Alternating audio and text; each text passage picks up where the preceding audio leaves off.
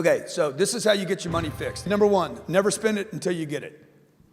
Okay, so like if you're in a sales department, this means, all this translates to every department, by the way. This is exactly how I run every department, how we cash flow companies, how we make decisions on when to spend money in advertising. I don't count a deal closed.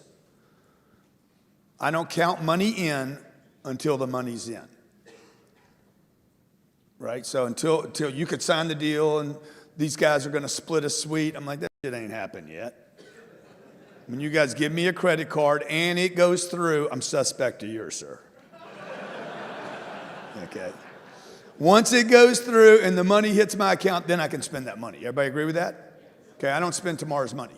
Number two, 40% rule. If you could do this 40% rule that most people just completely don't get. Okay. If you got 100% of your money and 40% just for 40% goes to the IRS. Our friends over at the I, R, and the S. Who hates them? Say 10X if you hate the IRS. Yes. Oh my God, Democrats and Republicans come together. Okay?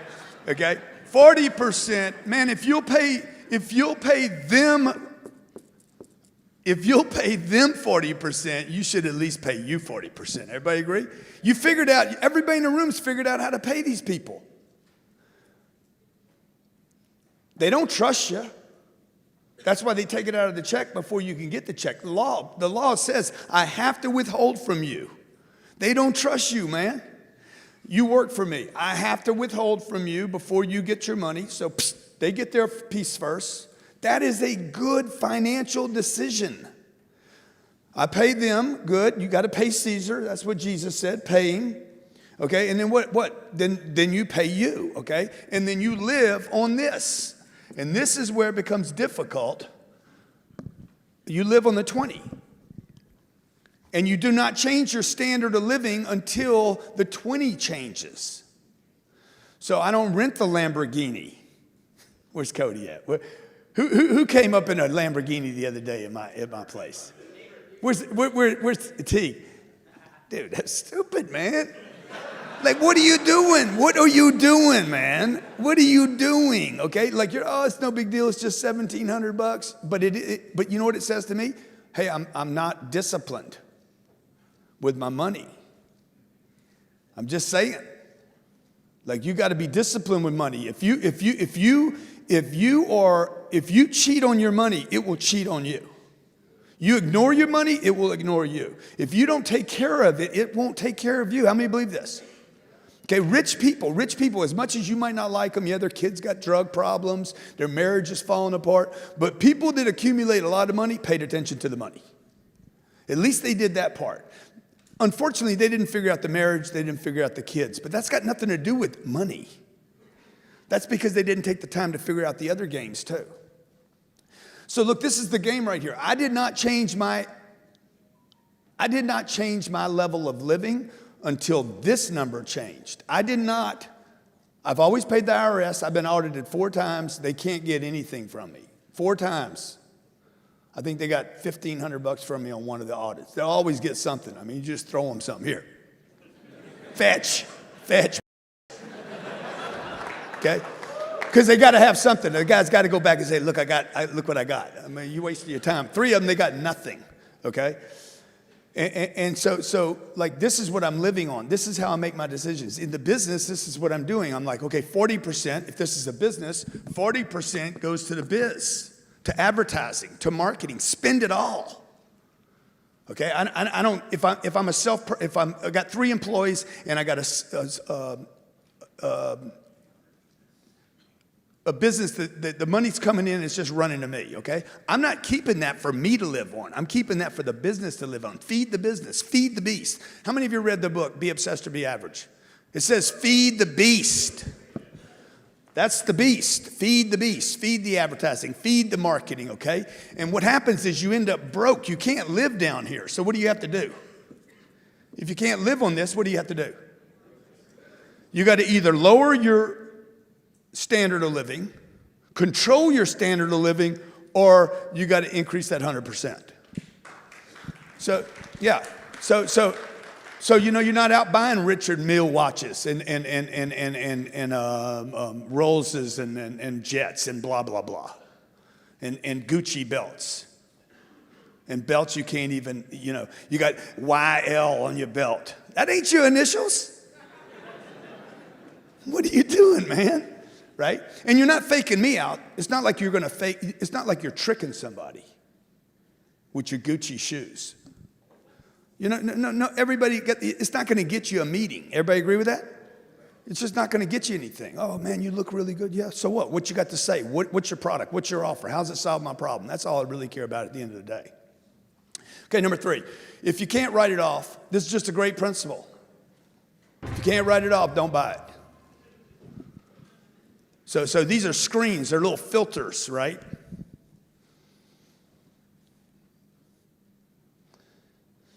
It doesn't mean that I will never violate these. It means I got to have some position to start trying to live off of this. If I can't write it off, I'm not going to buy it, right? So what do I? Also, if I could write it off, I'm more inclined to buy it.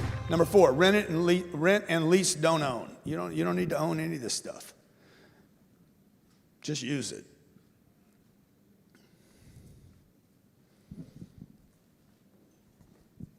Number 5, stabilize and grow your first flow before adding a second one. Don't go work on a second flow outside of your company. Work on a second flow inside your company. How many of you have seen somebody leave? They got a second gig. I mean, this is really, people selling baseball cards now. And spending 3 hours finding something on eBay to flip. Like, what are you doing, man? You could have earned that $40 at your job that day. Like, why am I going after hours to figure a side hustle when I was in my hustle for 8 hours? Like, what? You resent where you work that much? That, I'm going to go do this other thing at night. Oh, I just made $40 and it took me 4 hours. And that's $10 an hour. The guy I worked for today paid me $28 an hour. Like, it doesn't even make sense. The math doesn't even work. But that advice is like rampant in society today. Number 6, the 47 rule. So the 47 rule is, look, if you're going to put 40 hours in at work, how many of you work 40 hours a week? Let me see if you work at least 40 hours a week. Okay? How many of you in the room work 60 hours a week? Good for you. How many work 80 hours a week? And you're like, how many of you complain about it too? Like, God damn, I did 100 hours this week. Shit, quit complaining, man. You should be bragging about it. There's going to be a day where you can't work. You're going to wake up one day and say, I wish I could go to work. Nothing works anymore. So quit complaining about it. I always say, man, you bragging or complaining? Oh, man, I work 100 hours a week. I remember when I was part-time. I remember when I couldn't think big. Every super successful person that I've studied talks about 100-hour, 140-hour work weeks, 1,000-hour work weeks, burning late. Bill Gates talking about, I would grab something to eat, I would fall asleep, and I would write code. And that's all I did. I ate and I wrote code. And if I couldn't write code, I went to sleep. Think is giant and massive. Okay? When China was ripping Bill Gates off at Microsoft, okay, he says, hey, China's stealing Microsoft, not their hardware, but their software. He's like, if they're going to steal it, we want to make sure it's Microsoft. And I was like, man, the thinking's brilliant, right? It's like, if you're going to rip anything off, make sure you're ripping our product off, okay? So change your thing. 40% rule means, the 47 rule means this. I spend 40 hours working for somebody, spend at least 7 hours working on yourself every week. Hour a day. I mean, what is that? I'm going to read, okay? All these guys talk about reading books. Warren Buffett talks about reading 3 and 4 hours a day. Read. They got guys actually saying they don't read anything, bragging about it. I never read. I've never read anything. Books are for idiots. Okay, well, look, all these super successful people that built billion-dollar businesses are reading.